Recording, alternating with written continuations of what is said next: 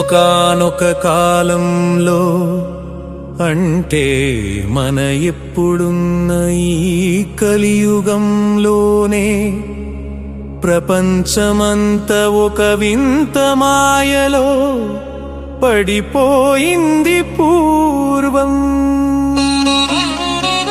రాజులు గుర్రాల మీద స్వారీ చేసేవారు, కానీ ఇప్పటి నాయకులు సిగ్నల్స్ మీద స్క్రీన్ల మీద స్వారీ చేస్తున్నారు. అబద్ధాల రెక్కలు. ఈ కథలో ఒక పెద్ద నాయకుడు ఉన్నాడు. ఆయన నోరు విప్పితే చాలు అబద్ధం అందంగా తయారై రంగులు పూసుకుని బయటకు వస్తుంది. ఆయన దగ్గర ఒక మాయా యంత్రం ఉంది. ఆయన ఇక్కడ కూర్చునే ఒక్క క్షణంలో ప్రపంచమంతా చుట్టి వచ్చేస్తాడు. నిజానికి ఆయన కాలు కూడా బయట పెట్టడు.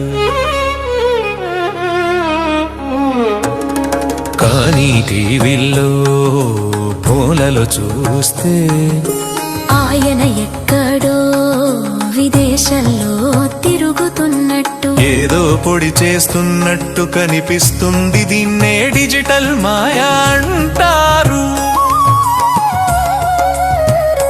మీడియా మాయావులు.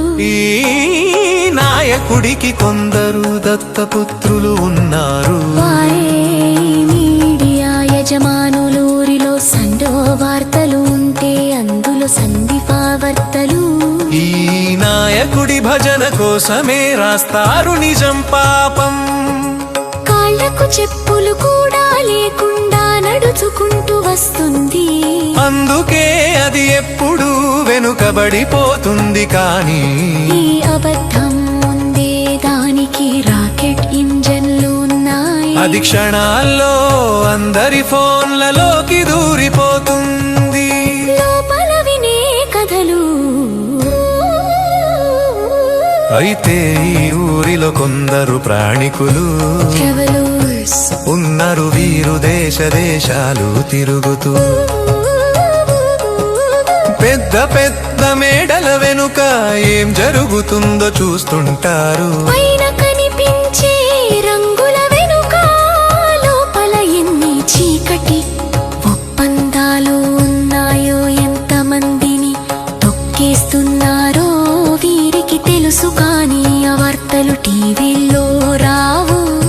కేవలం మాటల రూపంలో ఒకరి చెవి నుంచి ఒకరికి అందుతుంటాయి.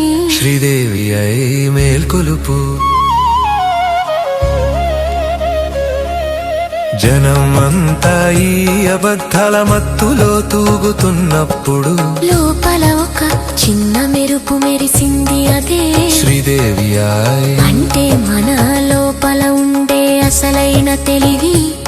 అరే వాడు చెప్పేదంతా అబద్ధం కదా. టీవీలో చూపిస్తున్నది రంగుల కళ కదా అని ప్రజలు నెమ్మదిగా కళ్ళు తెరిచారు. నాయకులు ఎన్ని కోట్లు ఖర్చు పెట్టి అబద్ధాలు ప్రచారం చేసిన, మీడియాను కొనుక్కున్న మనిషి మనసులో ఉండే నిజం అనే చిన్న దీపాన్ని ఆర్పలేరు కలియుగంలో.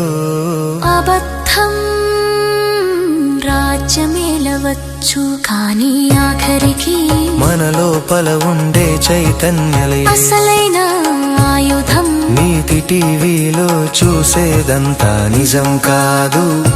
లోపల వినే నిజం ఎప్పటికీ చావదు.